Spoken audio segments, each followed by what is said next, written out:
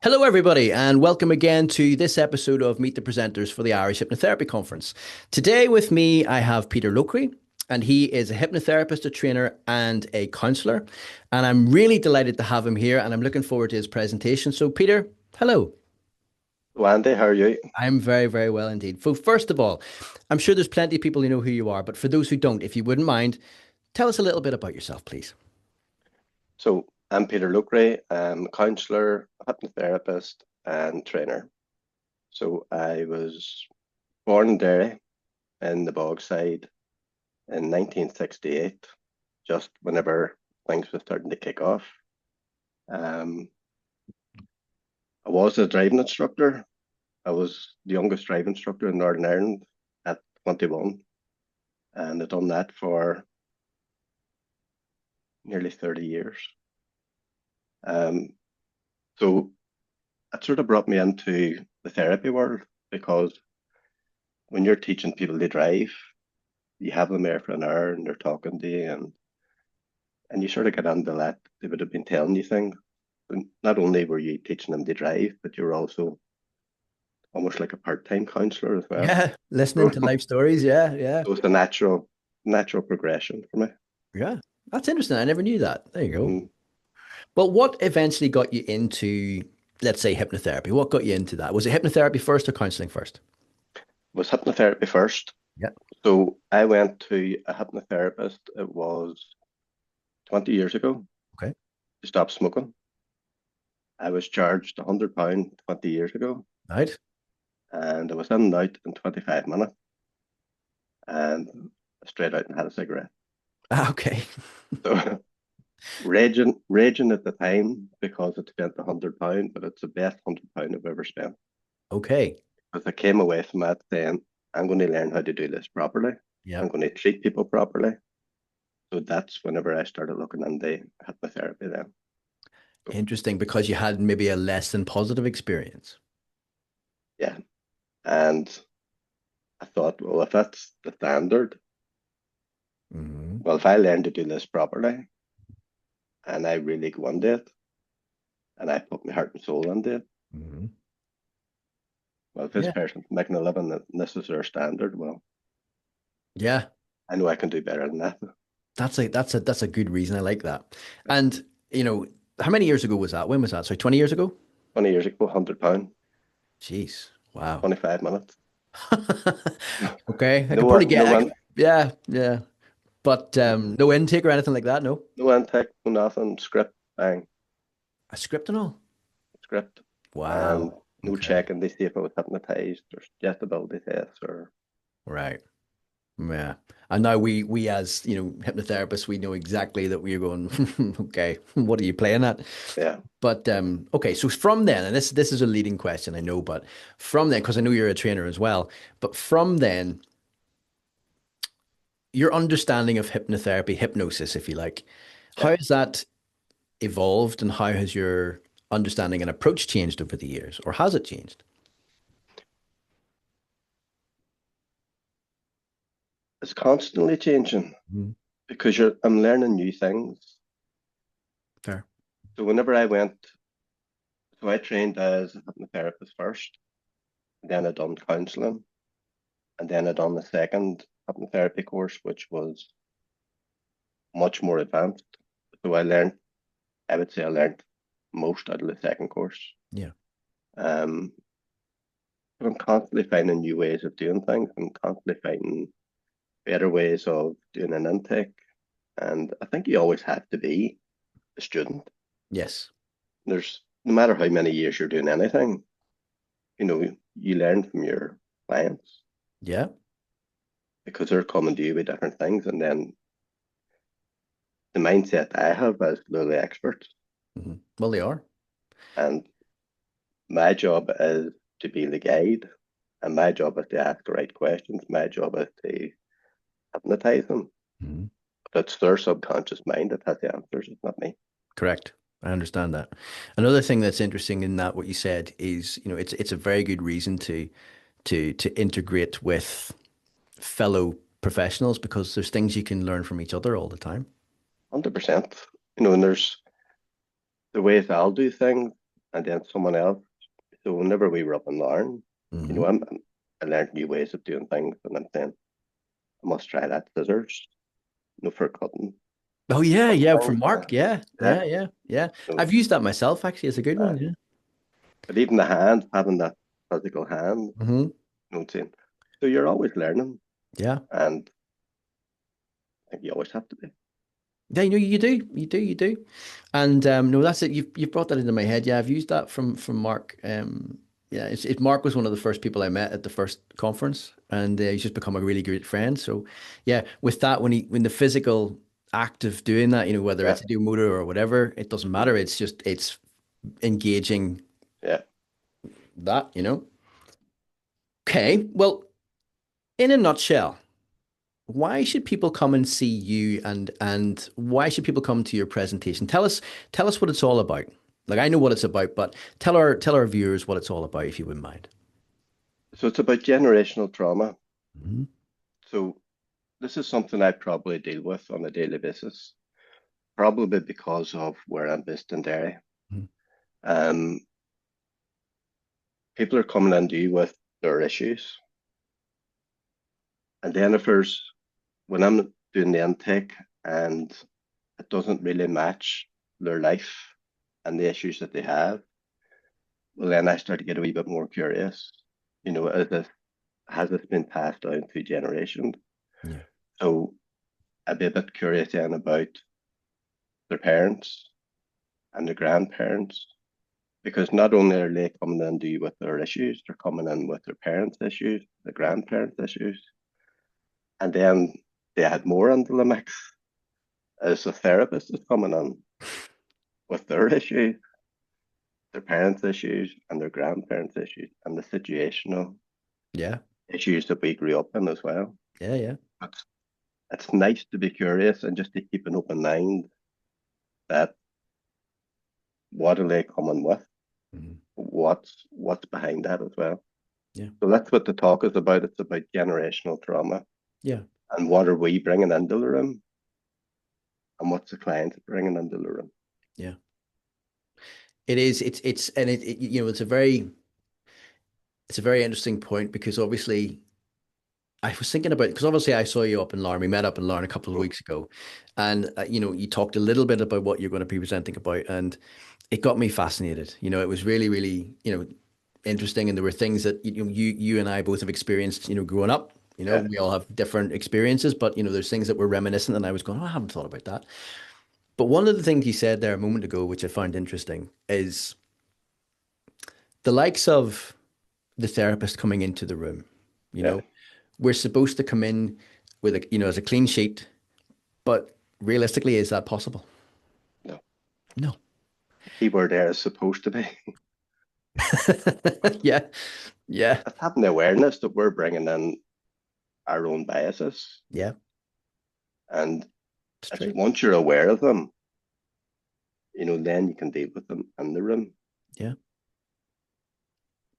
And there's a lot of people that maybe haven't thought about that, especially, whenever we think about the work that we can do and the changes we can, achieve with our clients, Mm. for our client, you know, there's a very, and I'm thinking personally because there's times whenever you achieve very significant changes with someone who's had something really significant in their life happen.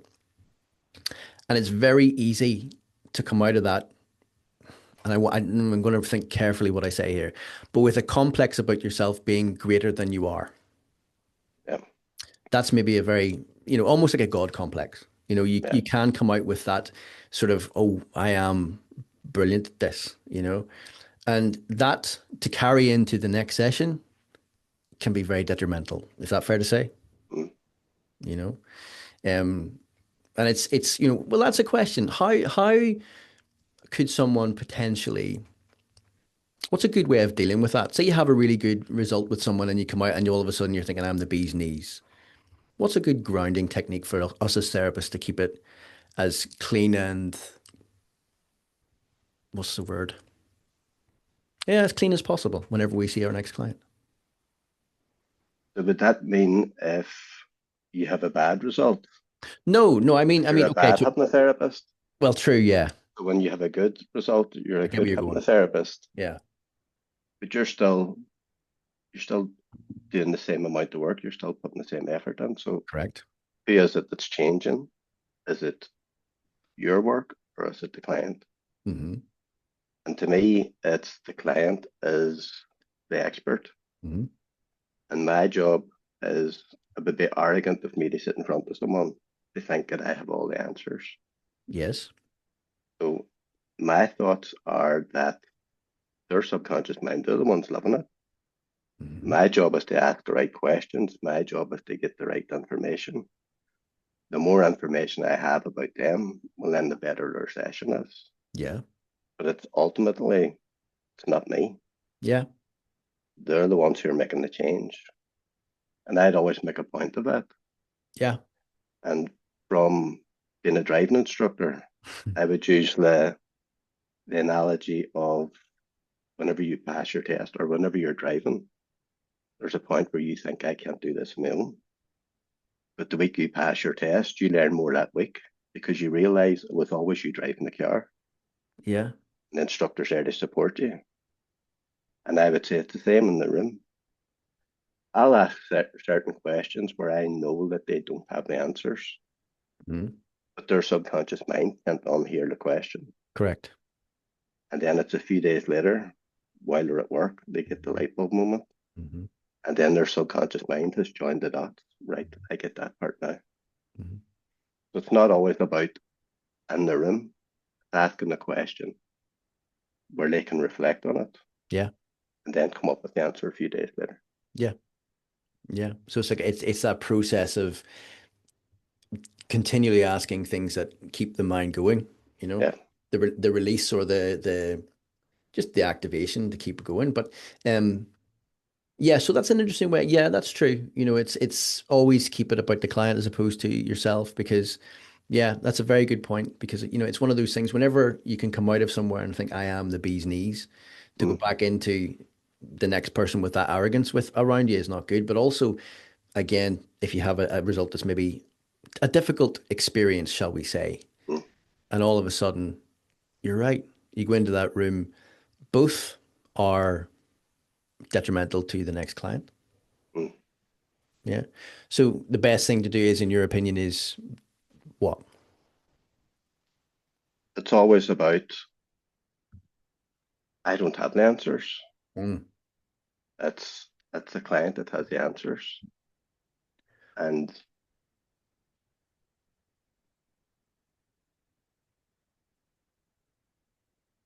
if you can keep that, we all know how powerful the subconscious mind is. And in my opinion, we're all hardwired to sort out our own issues Great. as long as we give ourselves space and time to do it. Correct. My job is to create the space while their subconscious mind goes to the work, gets new information, Hmm. picks a new information, and then is able to make better decisions. Yeah. So that's where the talk is coming in bit Yeah. about generational trauma Yeah. is what part of this is your trauma and what part of this is your family trauma. Hmm. Yeah. And that comes down to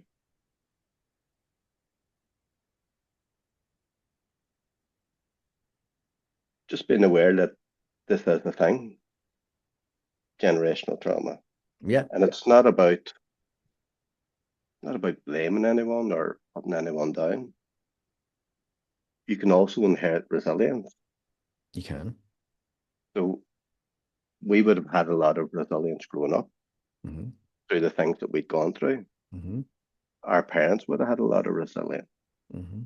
through we grew up, parents were on benefit. Hmm. So there's a lot of resilience there about how to make things last and how to get through difficult times financially. Yeah. So I've learned that. Hmm. Um, I was saying in Larne about my mum had a brother who committed suicide, Yeah. I remember. and she had a brother who was in a psychiatric ward Yeah. who I never met. Hmm. at all, was never spoke about. Hmm. The other uncle who committed suicide was never talked about. So subconsciously, the message I got was don't be emotional Yeah. and don't have bad mental health. Mhm. Yeah. Yeah. And Yeah. I've gone into the mental health field. Yeah. So I would like to think that I'm breaking part of the trauma, or at the very least, diluting it. Yeah.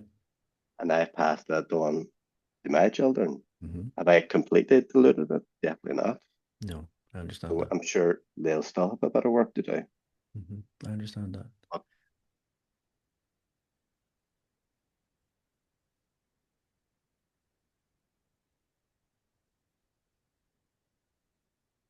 the more knowledge you have about yourself, Hmm. in my opinion, the better the therapist you are. Yes. And that's what a lot of the counselling course and what I feel was about. It's about working on your own issues. Hmm. Because if you're sitting in front of someone and they bring up something and you're being triggered, well, then you can't be present Correct. for that person because you're way off in your own head Yep. or you're getting emotional, so you can't hold that space for them. I agree. And I suppose that would be one of the main takeaways from your presentation, would it be? Yeah, Yeah. yeah. What would you want people to take away most from your presentation? Like, I know we've talked about a lot of things there, and it's if you were to sum it up in a sentence or two, what would you want people to take away from the presentation that you're doing next year? But we inherit trauma, Yeah. but we also inherit resilience. We also inherit determination. Hmm. We also inherit compassion. No, it's not just the negative things, because the fact is, we have come through 100% of every issue. Hmm. All our clients, the minute they come in the door, they have come through 100% of every issue. Yeah. So they're really resilient. Hmm. They're really um, determined. They have so many strong parts. But what people tend to do is they struggle about what they're going through now at the minute, Hmm. but they forget about everything else that they've already come through. Yeah. They forget about everything that their parents have come through, their Hmm. grandparents have come through. So you've all these different stories that get passed down through the generation. And so we have to take the positive from it as well. Yeah. And it's not about blaming anyone, it's having the awareness that we, no matter how much work you think you've done on yourself, that's still there. Yeah. Yeah. And that's what I would have taken from Lauren. Yeah. There's a few people that spoke to me since then, and different wee things have come up with them. And it's now they have that awareness. Yeah. Yeah. And there's still things in the therapy room where I'm still getting triggered. Hmm. And I thought I'd worked on that, Yeah. but that's having awareness where you can park it, Yeah. still be present for Yeah. the client. That's So that's really, a skill. really what I'm saying is the more knowledge you have about yourself, the more knowledge that you have about what you're bringing in, better you can be present for your client. Yeah. No, and I'm really looking forward to your presentation because obviously we've spoken a bit prior to this interview, and we spoke up in Lauren, and I'm really looking forward to a lot of things because you could go into an awful lot more detail than what we've done in this sort of short interview. Yeah, But I would thoroughly encourage people to go along and listen to you because it's been, your and my conversations have really enlightened a lot of things that yeah, I'm interested in learning more about. In that vein, yeah. what would you say to people who were potentially thinking about attending the Irish Hypnotherapy Conference and maybe hadn't fully committed to going or had not were on the fence? What did you get from coming and why do you think people should come along? If I go back to whenever I started hypnotherapy, it was you have to keep these secrets to yourself. I'm Yeah. not telling anybody else what I know because I'm competing against this person and competing against that person. So that's a lonely place. Yeah. And the good thing about counselling is in counselling, all counsellors have to go to supervision. Yes. So it's a place for them to talk about what's going on for them or if they have any difficult clients. So you always have that sort of outlay. Hmm.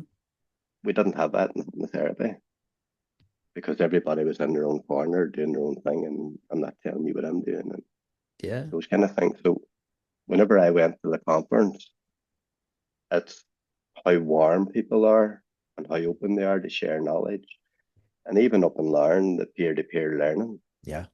Everybody is there to learn, and it's a warm, welcoming atmosphere. And you will meet friends, Hmm. you will network, you'll find different opportunities to work with this person. Yeah. And so networking, business wise, friendship wise, information wise, you will be made welcome. Yeah. And the information, and there's so much going on. You can go into this room if there's something, and then there's something for everyone. Yeah. And then you have the night out on the Saturday as well, Yep.